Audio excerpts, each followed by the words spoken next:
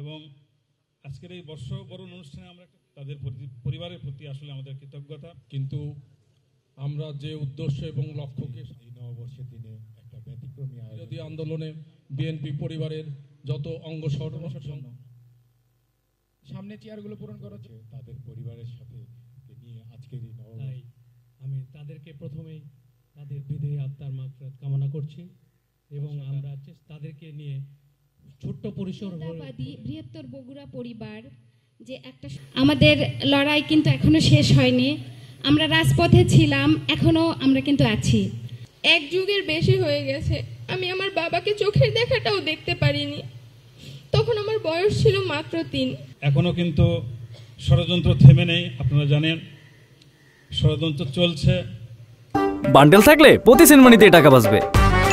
বিকাশ send money bundle কিনে জিতুন প্রতি লেনদেনে। এবং সুতরাং যুদ্ধ কিন্তু থামে নাই, আমাদেরকে এখনো সজাগ থাকতে হবে। কত লোক গুম করেছে, খুন করেছে, তার হিসাব আমার মনে হয় এখন পর্যন্ত আসে নাই। আর এই বৈষম্য বিরোধী আন্দোলনে প্রায় 2000-এর মতন ছাত্রছাত্রী নিহত হয়েছে, সাধারণ জনগণ নিহত হয়েছে। এদের এখন পর্যন্ত ফাইনাল লিস্ট হয় নাই। 2024-এর জুলাই অগাস্টে যারা আমাদের জন্য এই দেশটাকে নতুনভাবে আমরা যে বাঁচার স্বপ্ন দেখতেছি এবং আমরা এখানে দাঁড়াইতে পারছি, আজকে আমরা ঘরে ঘুমাইতে পারতেছি, তাদের আত্মার বিধি আত্মার মাগফিরাত কামনা করছি।